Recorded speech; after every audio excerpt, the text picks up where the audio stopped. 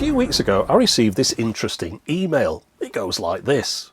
Hi there, my name is Mike. I run the Super 8 Rescue channel. I used to work at Radio Victory in Portsmouth in the late 1980s and still have 5 or 6 original Kenny Everett jingle carts from the studio. These days I don't have a cart machine and would love to have a .wave copy of the jingles. Do you have a working NAB cart machine?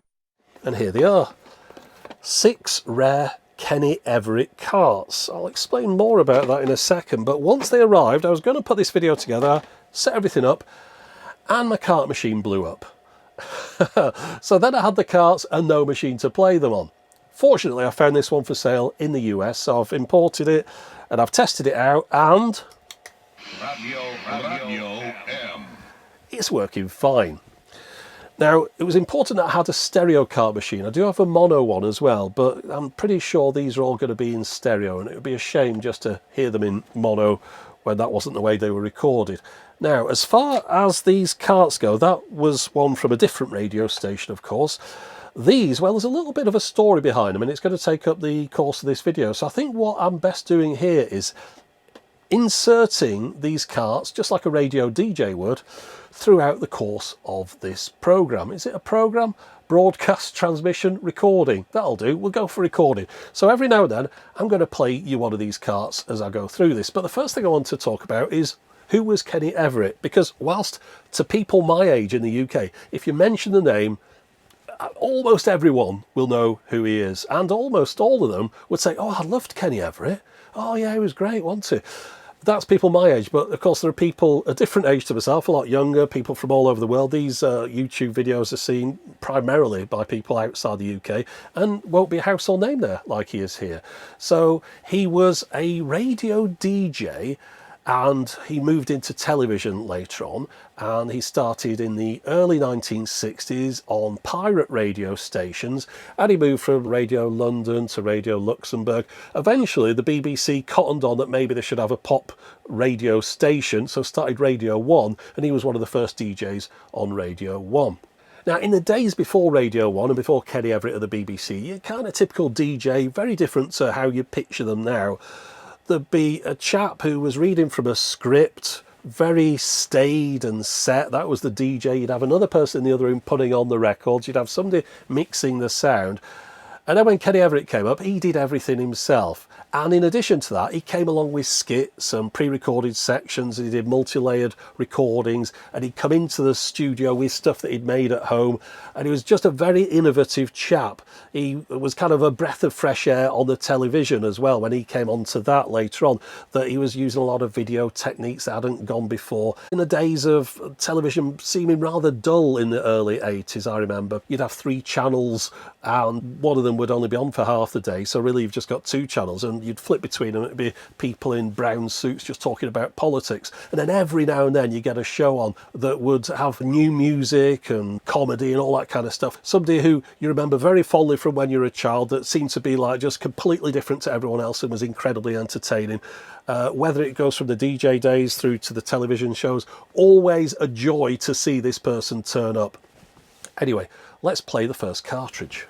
So this one says right back 20 seconds. Now these are all going to be little jingles, and they all come from a radio station down in Portsmouth, Radio Victory. They'll be from, I think, the mid-1970s, but I'll talk more about that in a moment. Let's play the first cartridge. Now I'm just queuing it up first of all. I haven't played these at all. The good thing with these NAB carts, I'm hoping it hasn't been erased. That'll be a rubbish video, wouldn't it? But the good thing with these NAB carts is that they don't fail in the way that 8-tracks do, with the sponges disintegrating and the pinch rollers and all that, because what happens with these is the tape gets pulled out and played inside the machine. So as long as your machine's all right, you should be able to play a cart that's just been sitting there for ages. Now it's queued it up. So here we go. This is the first time this cart has been played for perhaps 45 years.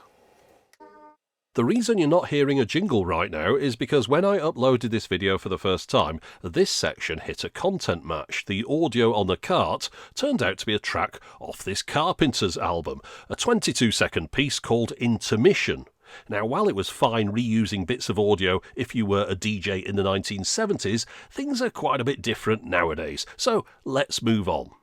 most radio DJs, they would kind of just turn up and do a job. They'd be like, right, what we're doing today, here's the next record, now over to the weather, here's the next record, oh, that was such and such, and then they'd go home and they'd forget about it. Kenny was completely different in that he'd always be putting stuff together for his shows, recording things at home, coming up with skits while the records were playing on the radio. He'd be recording interviews with himself and layering it up on tape. There was some old clip I saw of him, perhaps at the BBC, and he's got all these tape machines, he's got tape running through them, doing delays and stuff, all at the same time as like being a DJ live on radio, which is completely different to everyone else at the time. And I don't think anyone's ever tried to be that into the technical side of it since they'd left that for someone else to get involved in.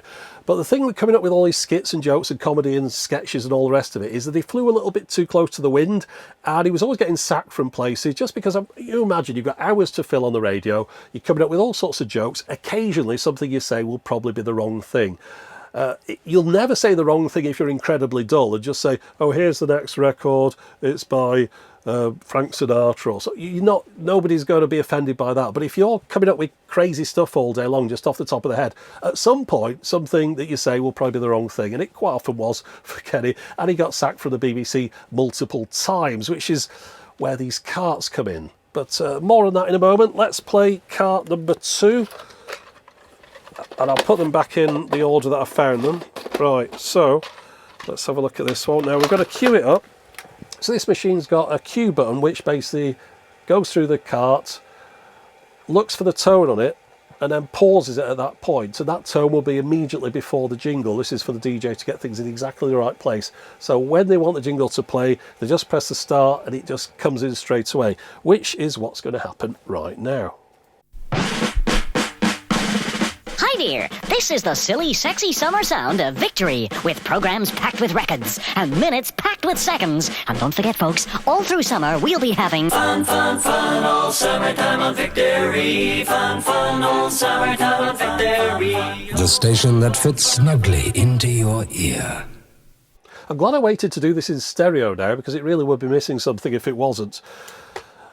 But yeah, these carts, as you could tell from there, came from Radio Victory, which is where Mike worked. More on that later. But the reason that Kenny Everett was at Radio Victory, well, he kind of wasn't in a way. After he got sacked from the BBC for what is perhaps the second time, he needed to keep money coming in. So he came up with the idea of doing a syndicated radio show that he'd record at home in his own recording studio. He had 3 homes, and each one of them had a full recording studio that was much better quality than even the BBC's. In fact, that was one of the things he frequently butted heads with them over, the quality of their equipment. But he fitted his home studio out with all the best stuff, so he could do his radio show from his home, and he could pre-record it, and then he would send it in to various different radio stations where it would be branded up as their own show, so it would kind of appear that Kenny was there. But I'll talk about that more in a second. Let's just put the third cart in and have a listen to this one. I say these haven't been played for over 40 years, probably 45 years. I believe he was at Radio Victory, or he's on Radio Victory, around about 1975. I don't know for how long, but these will be from the 1970s, these carts. And here's cart number 3. This summer, it's victory for those sexy summer sounds and those sexy 78s. Oh, how it is time for an oldie, time for an oldie, oldie time. So from that, it sounds like he must have had a section on the show where he played music from an old 78. I'm not really surprised, because there's a picture of him in his home studio, and in the background there's an Edison Gem cylinder player on the shelf. But going back to this radio show that he was doing, this syndicated radio show, it used to come into the studio on 10.5-inch reels, stereo, and 7.5 inches per second.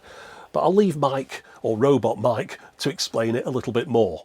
The reels had leaders for the ad break and were generally timed to around 46 minutes for an hour slot. A studio tape operator would broadcast the reel, inserting the news, weather and adverts, back timing everything so the program fitted into an hour, making it sound like Kenny was actually in the studio. Kenny would also make his famous vocal station ident jingles for the different radio stations he was syndicating to, so that it would sound like he was part of the station. These idents would be played between records by other presenters on their own shows. Right, so I've got another one queued up. Let's have a listen.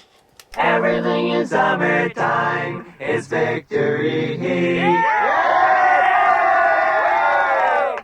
Well, that wasn't the best one, was it? I don't know if that would have just been a general one for Radio Victory. It does say EV Summertime on here. Now, the other ones have EV on them, which I presume is the shortcut for a Kenny Everett car. Maybe that's just one they recorded in the studio that Kenny didn't have anything to do with.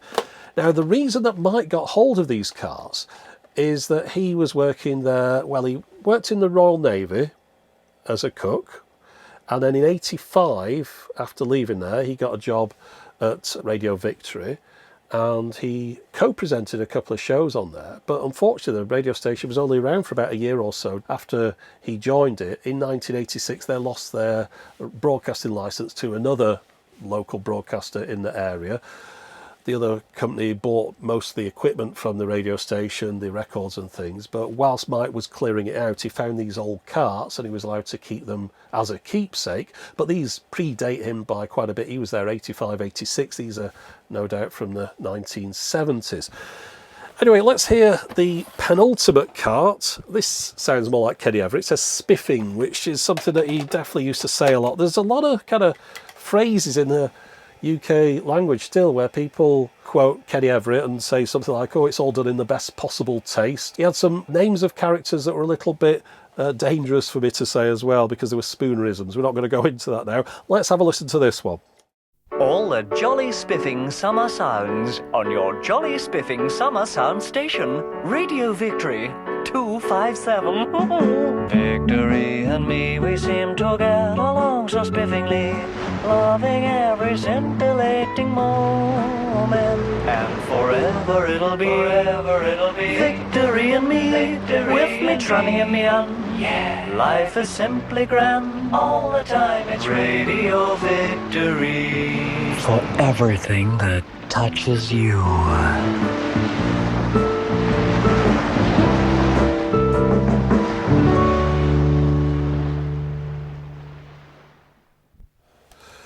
Now that one is definitely my favourite so far, and you might have noticed Kenny's Liverpudlian accent there. He was born in the area. In fact, he does have a bit of a connection with the Beatles. In 1966, he accompanied them on their tour of the US, and he provided reports back to the UK on the radio about what was going on. And also he produced a couple of their Christmas flexi-disc records for them. But going back to Mike and these cartridges, he came across these when he was doing a bit of a tidy up. He's getting near to retirement age now, so he's just trying to thin down some of his stuff. And he wanted to hear what these were like, but also he said that if they work, he's going to sell them on and donate the proceeds of this to a charity on behalf of Kenny. I'll put his YouTube channel details at the bottom of the screen. He has a channel where he collects old 8mm films that people had shot while they were in the Navy, as well as other things. So perhaps if you want to follow what he's up to, then follow that link at the bottom. But let us play the last cartridge that we've got here. When you need rhythm on your radio, please let me tell you where you ought to go. It's on the medium wave on 257, when lots of music sending you into heaven. Oh, it's the greatest thing they thought of since the living bra, and it's called Victory, the place where all the groovy guys are. That's my station. Finished off on a good one there. Right, so that's all 6 of those carts. You might have seen Kenny mentioned on this channel a couple of times before, just purely by coincidence. He was the presenter of a video that was a promotional thing for the CD video, not video CD. It was when Philips tried to relaunch the Laserdisc with a digital audio soundtrack, and I showed a little bit of that before in a previous video. This is it, a CD machine that also plays pictures. All you need is a telly and a hi-fi to get great pictures and CD sound in your home.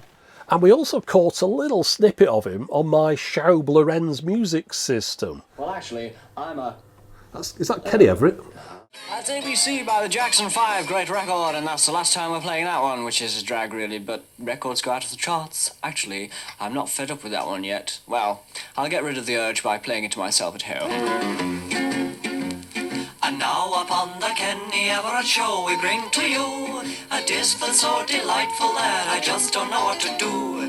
And when you think about it, it was really ahead of the game in more ways than he probably knew, as well as his innovative use of technology for his radio and TV shows. It was just the way he was syndicating stuff and producing those radio shows from his home. Of course, nowadays, loads more people are working from home than ever were before, and it's become a bit of a norm. But back in the mid-1970s, truly an innovative way for someone to work. Now, that is all the carts I've got to play you, unfortunately. I wish I had some more of those. At least as far as the NAB carts go. You see, as far as Kenny's syndicated years in the mid-1970s, I've got some more stuff to play you from that. But I need to move everything around to set it up, so just give me a minute. Okay, we're still talking cartridges, but this time it's 8 tracks, and I've got my 8-track changer out here. And all these cartridges are labelled up very similar to one another. They have a different number on the spine of each. I've got a total of 12 here, and I wanted to get this machine working in time for this video because it's connected to what we're talking about. It doesn't look like it initially, but there's a very close connection. In the mid-1970s, a company was formed, this Wilde Rock Productions, or Promotions I should say, from ex-BBC staff.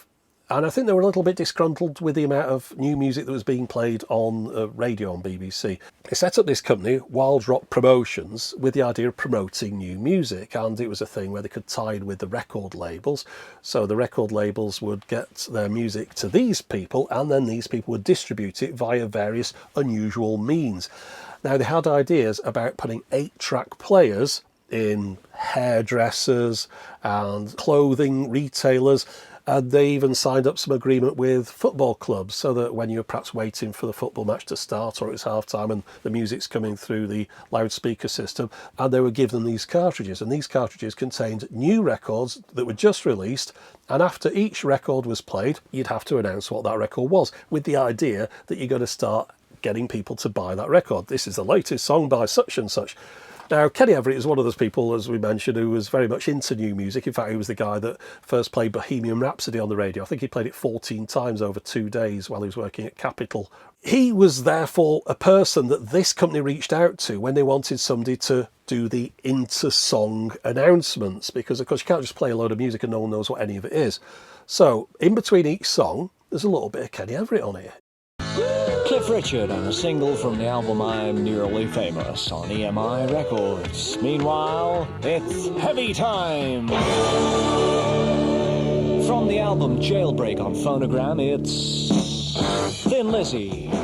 And by putting all those cartridges into this machine like this, I've got 5 in here. I've probably got over 6 hours worth of music that's going to get played on here, all from the 1970s. And then in between each one, there's going to be a bit of Kenny Everett announcing it, amongst other DJs. I don't know if it's all Kenny in here, but I've certainly spotted him a few times. But I haven't played through these. Now, of course, I can't play them to you properly because it's just copyright music that's going to hit all content matches. But if I can snip a few of the bits out, the inter-record sections, I'll put a few of those together. Wild Rock Music Power. That's Heaven Must Be Missing an Angel by Tavares. On Jet Records, that's Widowmaker, and On the Road, a track from their album Widowmaker. That's P.P. Arnold, and Immediate Records present her latest single, First Cut is the Deepest. Meantime, on NEMS, Doris Jones, Stranded in the Wilderness. This program is being brought to you by Kamikaze Motorcycles, the only motorcycle in the world that has no brakes. The music of America, only $2.49 from all fine record shops. Thank you, Tommy Vance. And now, it's Captain and Tennille's new single. Meanwhile, on Polydor, it's Chris Rainbow, Harmonist Supreme, and his new single, All Night. Wild Rock Music Power. Listening to this, it's like having your own 1970s radio station, but without all the adverts. Well, I suppose it's one long advert. But anyway, that is one thing. These carts were another. Very happy that Mike sent those over, because it was something that I thought would be interesting to play to you. And I wanted to show you these carts for a while, but I haven't really known how to frame them, so I thought might as well do one video all about the same person, all about different things they were doing in the 1970s. I hope you've enjoyed having a listen to these, and I'll put various links in the video description. But that's it for the moment. As always, thanks for watching.